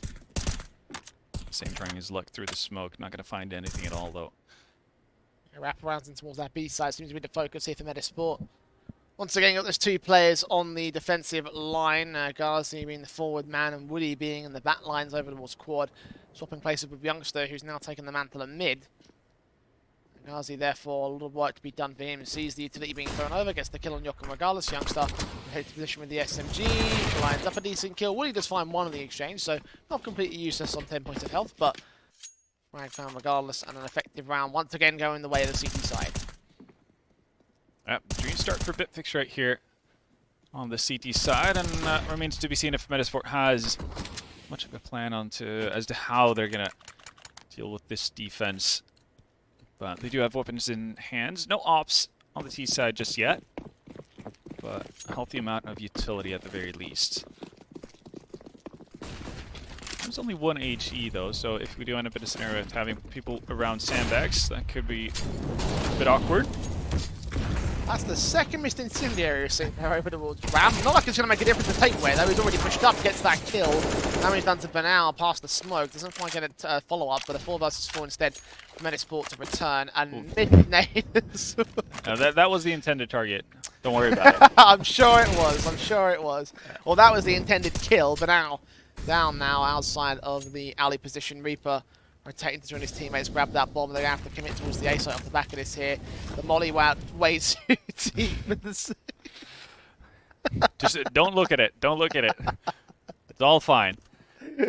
Was it him that threw all of that utility? Well, not the first Molotov, I'm assuming. I'm sure we'll find out later on. Right now, though, it's still not encouraging to see that from Bitfix. They have got the kills together, though. They still maintain the advantage in this round. They do, and Jokum's going to try his luck out in mid as Cause creates a disruption over towards A, and, well, has netted them one kill at the very least. Not going to be ready for Woody, though. So still an advantage lies with Bitfix, but bomb has been planted over towards the A bomb site. Now, can Reaper actually get out of there? And actually reposition. We've seen a lot of these,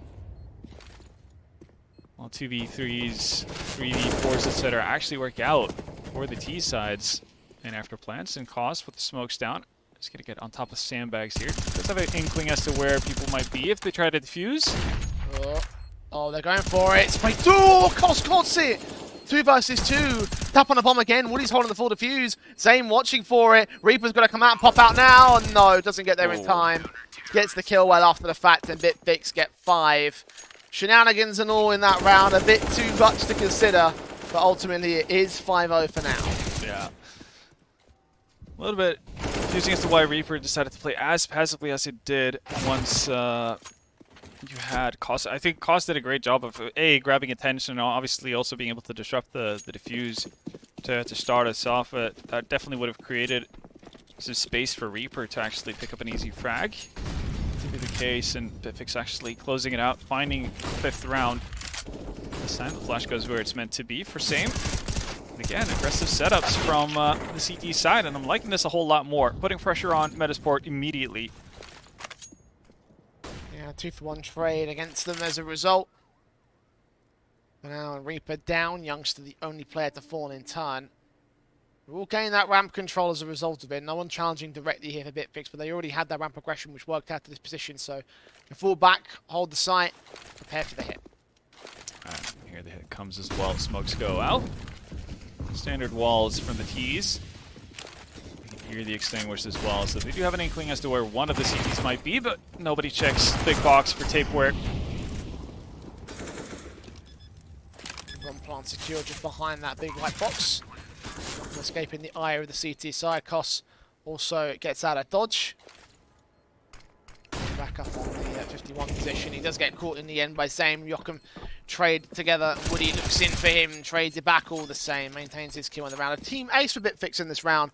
And a 6-0 start for Metizport. And we talked a little bit about how This is their map pick. This is going to be a bit more confident. There's a few more caveats to add to a map like a Vertigo, particularly with the retakes. And I mean, I guess retakes were a good thing to bring up because Bitfix have been so far so successful with them. Yeah, and again, just seeing the slight adaptation that we've seen out of Bitfix initially as well, the fact that they're willing to commit 3 people towards A ramp to start off the round. So that's something we never really saw versus Masonic.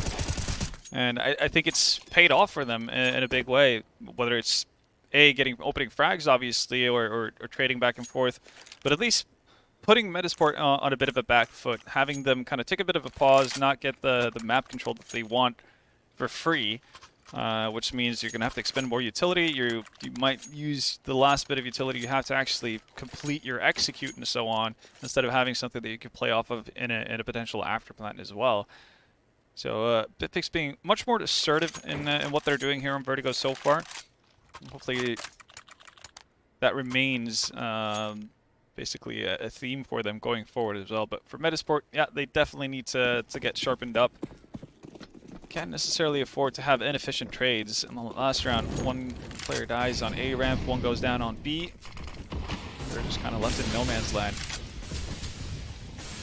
Nice name, insane. A lot of extinguished Molotovs there.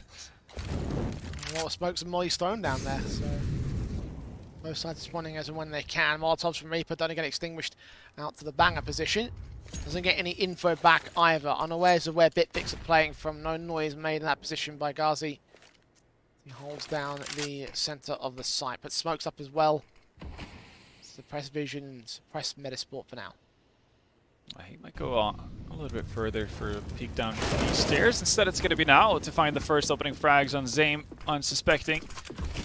That's an op, at least, in the hands of the T side here as they scale up towards B. They haven't cleared out Tapeware just yet over towards Yellow. So we'll see if he can provide a bit of an issue for them later on. But Molotovs go in at least.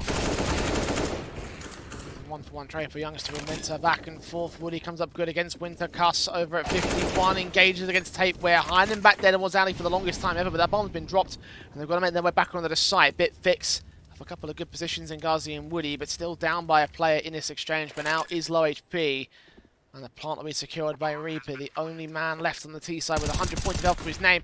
Cast able to provide support towards him as Woody drops next. Caught with U2 in hand, but Ghazi only good for a frag. Reaper there with the trade will respond. And Metizport finally get their first round. Now, much needed one as well for now. Putting a bit of a look to his name as well. It sounded at least like Zame missed his shot as he crept through the smoke. What provides all the opening Metizport needs. Also credit to Cause for actually being able to stay patient, waiting for Tapeware. Good thing to see from Metizport that they were extremely aware of the fact that they could be a player in Yellow, not something that they just accidentally forgot about in the midst of all the chaos. Eventually secures them around as well. Tapeware, well, gonna love that. Has to smoke himself out, and now in a bit of a rough spot. Gonna press forward though, 2 to find, he gets him. Looks in for the triple in fact, but Cast is there with the Orb to try and shut him down and remove that player from the round. But again, Bitfix's aggression come up with a 2-for-1 trade with the weapon, the situation that Metizport have to worry about as well. A Mac 10 in play for Joachim to aggress further forward to get those rifles back as well. A lot to consider. Bitfix have gained a pretty big advantage. Yeah, especially considering that Tapeware was in a spot where you could consider entrapped. Yeah. For the time being, and obviously that yellow tarp is not going to provide a lot of protection against AK bullets, so definitely an awkward spot to be in. An attack from Cost, but not actually going to be able to punish the Bitfix player getting information down ramp deep. But this is going to cause a rotation again, and this is what we've talked about every time we've seen Vertigo. Having that early warning system over towards that A ramp can be so pivotal. Raids up on site, Flash is going over. One trying to commit and get planted, indeed it will. Koss leans forward, gets his kill against Youngster, 3 versus 3, but 16 HP as now he falls pretty low. Flashes forward, CT's pressing on the bomb down, and Koss looking around to try and grab some more util weaponry here. Tapped once on the bomb defuse. M4's leaning in against it. Could line up, but they're a bit awkward, but no, instead Woody gets the kill alongside Ghazi, removing Reaper, and Koss 2 low HP.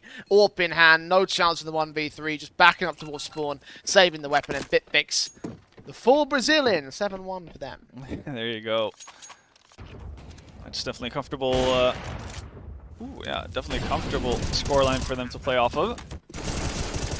Now, yeah, as you said, continuing the trend of winning retakes as well over towards that A-bomb site. They have done such a good job of making sure that Metizport doesn't really will either have players alive or just utility to fight back in these retakes. With that early aggression, it's doing wonders from start to finish. Pop shot missed in mid.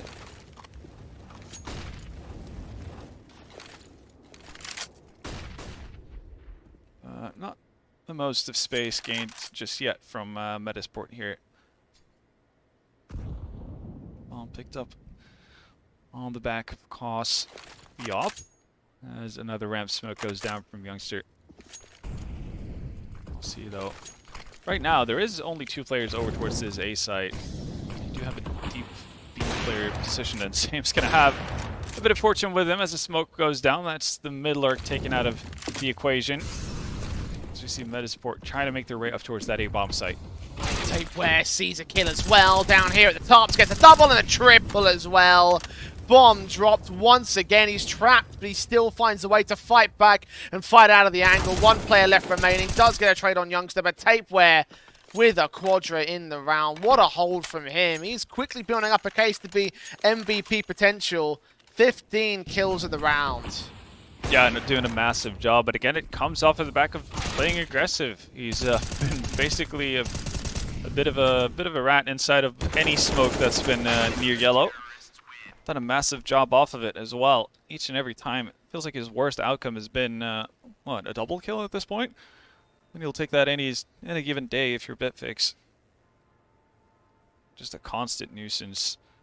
And Metizport, yeah, having to go back to the drawing board. Another timeout on their end.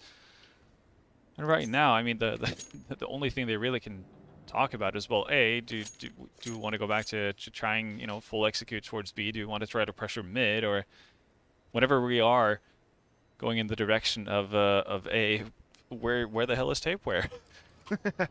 Pretty much. I think the one key sort of win for condition right now is to isolate Tapeware and take him down, because he has been their biggest issue when it comes to the ramp defaults. Oh, he definitely has. Tech9's pulled out for now here with Esports. He's not really much right how to try and do so. As they attack the B site, it's Ghazi not even playing sneaky, just brute forcing his way in, butting heads with Banal, picking up the opening start and wasting absolutely no time in terms of Metasport's opening casualty. Bitfix. You can see they've set themselves up expecting a bit of a change of pace from Metizport as well. Only solo player towards the A-bomb site initially. They would be right in doing so as well. Still 3 players near the B-bomb site as Metizport make their way up. Frag's also going in their favor, at least initially. 2v3 Koss behind the smokes. Alright, went up for a bit of a run at them. Finds Youngster, but Tapeware and Ghazi quick to reply. Those brute force moments you see from Tech9s where you think, okay, yeah, now it looks interesting, and maybe if you got the second follow-up kill, that's where things could have really gotten dicey, but didn't happen at the end of it. So 9-1 for Bitfix, and this is starting to look a lot like how Young Ninjas bowed out of their match yesterday. I mean, they held a pretty good fight in that last map for Metizport, and here now on their own map pick, it's like, what's happened here, boys? Yeah, definitely. And again, it's back to another buy round, and it's kind of just the same default setup on the side of Metizport. Reaper, well, voluntarily going to drop a little bit of HP to that Molotov, but haven't really seen too much of a difference or adaptation from the meta side, T side, when they've had weapons in hands. Just left a lot of space for Bitfix to roam around, and this time we're not going to see Tapeware halfway down the ramp. So it's going to be Zame with the off, just peering down yellow. To be fair, that works pretty nicely as well, though, if there's no smokes to be found from the Metizport side. Slowly, Reaper going through the motions over towards B. Quickly going to get confirmation that there was someone close up by the wood pallet. The combination of utility towards yellow is at least going to cut Zames dreams short of getting an early frag, but instead it's going to be Youngster at a really, really dirty off angle. Finds Bin out. 5v4 in Metizport, just being denied map control pretty much anywhere they go. And as I say that, though, we do have Reaper has made his way all the way up towards B.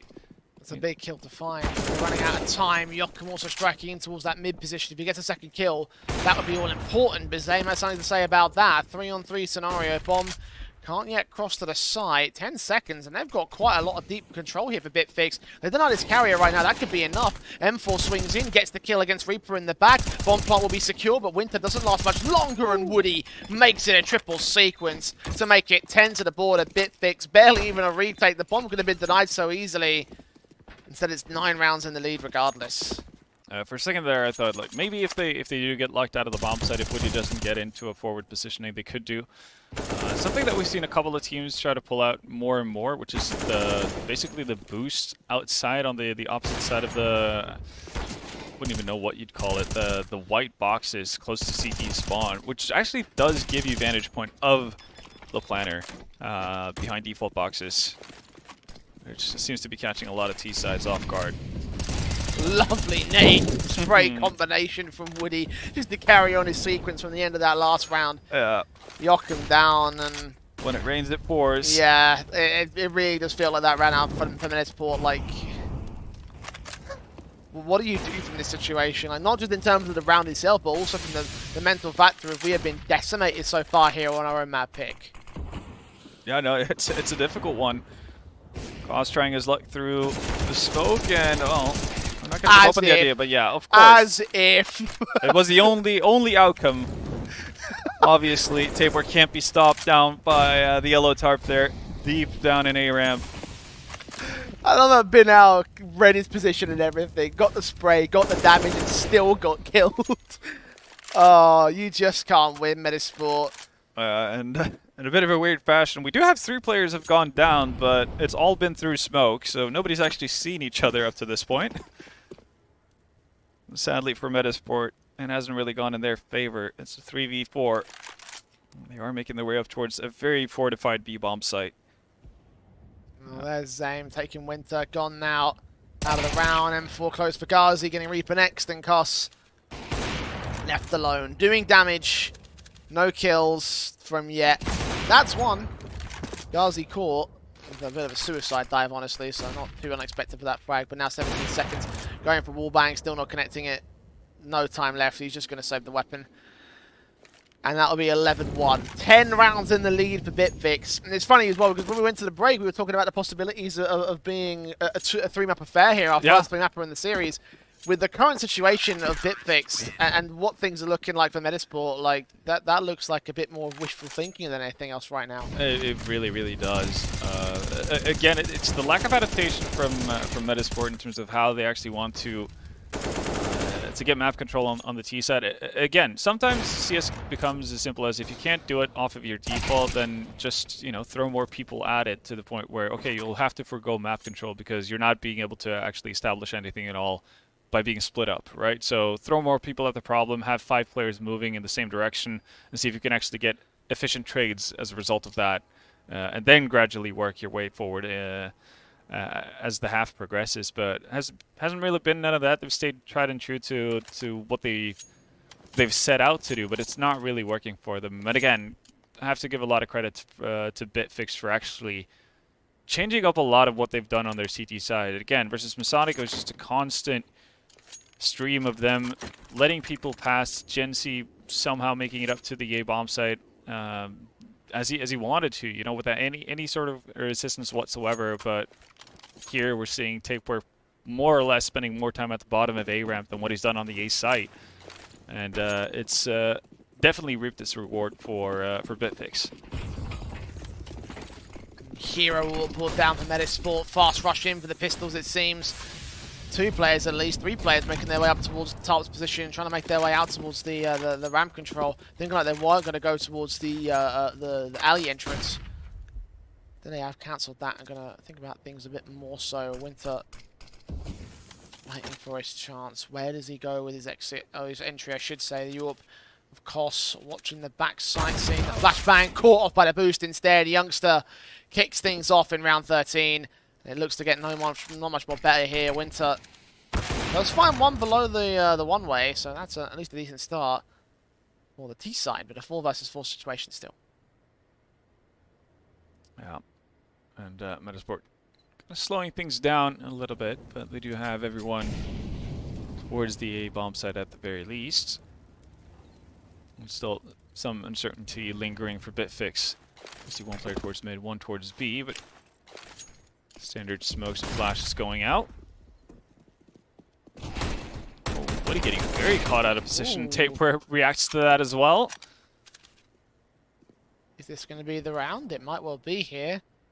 Bomb plant down. No immediate backstab to worry about either for Metizport, and this is looking like a prime position for them to net their second round.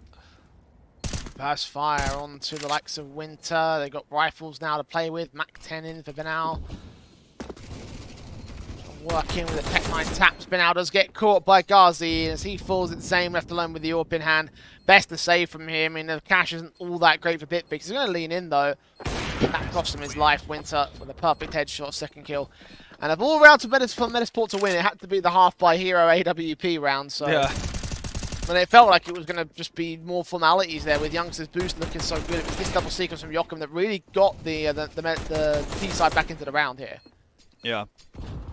And also, it's kind of the halfway aggression from Bitfix again. They get caught in no man's land. The second Woody dies on site, Tapeware hears people running up from yellow, so he turns this direction, gets caught off as well.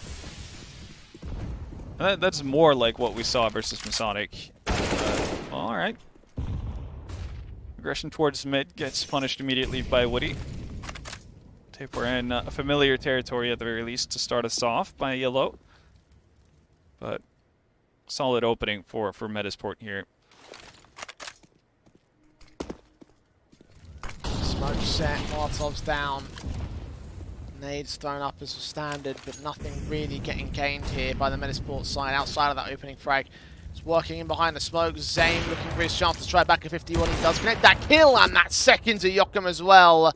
And just like that, the advantage taken away, and Tapeware continues to extend to take even more back from the T side. What was a 5v4 has turned into a 2v4 for Metizport. And again, yeah, forward positionings doing it all for Bitfix here as they look to net their 12th round on the CT side. Now Reaper and Winter need to do something quite special here to bring this round back. Winter's going to find his aim in an off angle, but Taper quick with the response as well, and he's going to double up. Seemingly unstoppable on Vertigo right now. 20-6 for the time being. He has been pretty mad so far, and it's not really been helping too much for the T side line. I mean, Zame's had his moments. But just like sequences like that, you need to get the double to enter into the site. Like, it's just, you go in the 4 versus 2 that they were in. Yeah. And just like, at this point, you need to just like readjust, play a completely different kind of game, a flawless kind of game from here. Because they're on the verge of losing this one in another one-sided fashion. I mean, it's not impossible to see 13-2. I want to say it's likely, given the fact we're seeing a Tech 9 from Banal, given all the momentum we've seen from Bitfix. Unstoppable firepower from Tapeware, Zame, Ghazi, they've all had their moments. Even Ghazi's set here towards the banger position on the boost. Sees one kill found, not quite that second cost. Therefore, responsive now. Woody in a quad. Going to be backed up by another of a youngster here. Utility will get thrown down. It seems like it'll be a fast execution. Cast caught by a team molly, I can assume here. Youngster caught, 2 players lined up and knocked down like dominoes. 3v2 now. Reaper working in towards mid. Cast's AWP has got to regain the bomb, get it down to the site somehow. Goes for wall bangs, but doesn't connect it. Woody completely unscathed. Still Reaper loses a fight against Tapeware. And Cast just desperate to get anything at this stage. It's not going to happen. 13-2. Bitfix. That is dominant again in an unexpected fashion. It's just such shades of that Young Ninjas series from yesterday, right? They had a good competitive first map, and then they go to their own map pick, and it all kind of falls apart. What's going on here? I mean, first off, they did not have an answer for the aggressive setups over towards A from the side of Bitfix. So again, never got into a position where they actually had map control that they could play off of, and we didn't really see too much adaptation. Sure, they did a good job of actually taking timeouts, but it didn't really seem like the timeouts netted anything positive or had any ideas that could actually, well, help them get rounds on the board. We never really, for instance, saw, you know, multiple, basically having a group towards mid to lurk out. We saw the Joachim more or less being alone and tasked with that for the better part of the half, or just straight up contact plays towards B for that matter. So a lot of those things, you know, leaves you wanting when looking back at this matchup and how the first half played out. But again, I think this is again, you know, a lot of credit to you have to give to Bitfix for actually just playing completely different on their CT side from what they did in their first matchup versus Masonic. I think a majority of that credit has got to go to Tape, where 21 and 6 right now in terms of his kill-death ratio, and that is just... That's hard to deal with. Yeah, that is the thing you were talking about with the ramp defaults, right? The fact he was always pushing down, and Metizport just really couldn't find him. Now they've got to turn their own CT half, maybe catch him off guard with his own strategy, or just try and deal with him as appropriate to the T-side default here on the pistol round. Second half started, and Benal kicks things off on the right foot. Zame to 4. Youngster taking the brunt of the aggression here, taking point in terms of charging up towards that ramp control. Footsteps being heard. Spread out from here, look towards Ali the same. That bomb is not going to commit with Ghazi, indeed, that's the right call. Kill found towards Winter 4v4. With smokes going down, we'll see if Bitfix actually decides to just fully commit to it. And yeah, it seems like Paper has made his mind up, and so has Youngster behind the smoke, but it's not really panning out. Oh, Ghazi! Ooh, out of nowhere. Well, that was looking so rough for Bitfix there for such a long time. Sure, Ghazi's able to find the pick onto Winter towards Apps here, but you can see all the frags in the kill feed going the way of Metizport, and then, yeah, Ghazi just fires off just about 3 bullets and finds 3 frags. And I guess it is fitting for how the match has panned out, isn't it? Yeah, I honestly believe that was going to be the turning point for Metizport, though, that they have a 1v3 situation against Ghazi. And him going to do that is just wiped any real chance back off the face of the planet for Metizport. Oh, it's tough. They had it right there. They had a great game. They shut down Tape before he could get any more than 1 kill. They dealt with Youngster so effectively. They dealt with the alley player. They dealt with the attempted bomb plant. Oh, my. And it still goes wrong. It still goes wrong, man. Like... Yeah, no. 2 more to end the suffering and put Metizport out of their misery. It's looking very likely they bow out from here. It looks to be the case. Obviously, superior weaponry here. They do have a FAMAS and Benal, but you know that's meager consolation at this point. Battle back and forth at the bottom of A ramp's not going to result to anything at all. Joachim has been given some damage up by the window.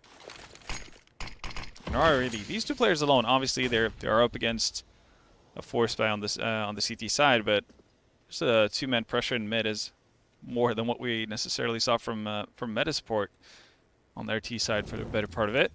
Are they going to spot the player behind sandbags though, or is Winter going to take all the focus? Just going to draw the initial attention at least. That 5-7 does get a chance to strike, gets nothing for it. Winter does get a couple kills back towards mid. Reaper with 1 on the bomb site itself, and the mid presence removed is a 2 versus 2. So Metizport not doing too terrible in terms of holding their own, but the HP numbers definitely favour Bitfix. Mac 10 might be a bit of a concern for Youngster. Zane was also lacking in the firepower department with the Galil versus the AK of Winter here. He's got to be the man to step up. Benal checks corners, gets dealt with. Youngster overwhelmed, but Zame counteracts. 15-2, Bitfix on map and match point. It is 1 round to go for Metizport's elimination here. 13 map and match points as well. Like, yeah, it does feel like it's over from here. Yeah, it does feel like this could be the end of the road for Metizport, and in a bit of a sad way of going out as well, with a bit of a whimper. Not exactly the heroic last stand that we might have hoped for. I guess it's not all over yet. 4 MP9s put into play. But now it tries to basically do what Taper were doing all first half long. Gonna find the success though, and Taper already expecting that Molotov comes in, immediate extinguish, but he is trapped now. We'll see if the aggression from Cost might lead to anything good for the CT side. I think you'll have to if you're going to commit this far forward. The flashes come in from the T side instead. Tapeware looking up, does lose his teammate. Adjusts towards Cast as well. Trade eventually from Winter makes it a 2v2, so it's still doable here for Metizport. But as Ghazi strikes back towards the B site, it's Winter alone towards A. B's open, they know exactly where he is. Bomb's going to commit, and it's an MP9 versus the world, versus 2 to try and keep Metizport in the tournament here. Caught off by Ghazi, jumping up at the right time. A triple for him to close, and a 16-2 result for Bitfix. Such a shocker here, considering how close that first map was. Seeing how things have gone down, again, it is a disappointing way for me to see Metizport drop out of the tournament. Yeah, no, we definitely expected more of a fight, honestly, being put up by them. But I guess they fell the same way they did versus Astralis Talent in their first matchup as well, where, you know, they had promising moments and then just the gas tank ran empty and there was really no way back. And I guess, well, in this scenario, the Carvilla didn't ever start. Because it was super one-sided, and you got to give a ton of credit to Tapeware, obviously, with and Bitfix as a whole for coming up with a game plan that was disruptive enough for Metizport to not being able to find an answer. Yeah, and that really is just the bottom line, isn't it? Like, they had also the great individuals chiming in at the right moments. Tapeware obviously is my nomination for MVP, quite honestly. Yeah, 100%. Just the amount of impact he had there on the CT side. Didn't have much of a chance to do much on the T side, obviously, but in terms of his 24 kills over the course of 18 rounds, like that's got to be some absolutely ridiculous boost to his overall ratings, his overall numbers, because his stats must be inflated beyond belief for that one map alone. Yeah. Yeah, like it's just such a dominating sort of scenario there for Bitfix, and it is such a shocker. Again, disappointing way for Metizport to drop out, but. And as well as that, like, just considering as well the fact that they had the closer of the matches when it came to the first round. Obviously, it wasn't against the likes of Masonic in the case of Bitfix there, but it just goes to show that numbers aren't everything. Yeah, absolutely. And again, daily form can also obviously play into it. I think for some of these teams, they might have a little bit of, I guess, opening game nerves going up against, you know, Masonic, Astralis Talent, Tricked, what have you. Those are much more established teams than what obviously Bitfix and Metizport are. So that could also come into play as well. So Bitfix maybe feeling a little bit better about playing a known entity, a team that they have versed against in the past and also will come next week. That might come play into it, but there's no doubt that Bitfix were the better team today, and yeah, you can't necessarily make a case for Metizport in this one at all. Yeah, I mean, if you have any doubts that Bitfix were the better team after a 16-2, then I have to question what the knowledge of Counter-Strike really would be. And it does mean that they will be out of the tournament here on the Metizport side. A very quick end to them, unfortunately. And I guess, again, it can be expected. They were among some of our bottom half seeds overall. True. I would have hoped there would have been a bit more of a fight to go to that third map. We were really kind of looking for it. We were hoping for it, given how close Inferno was.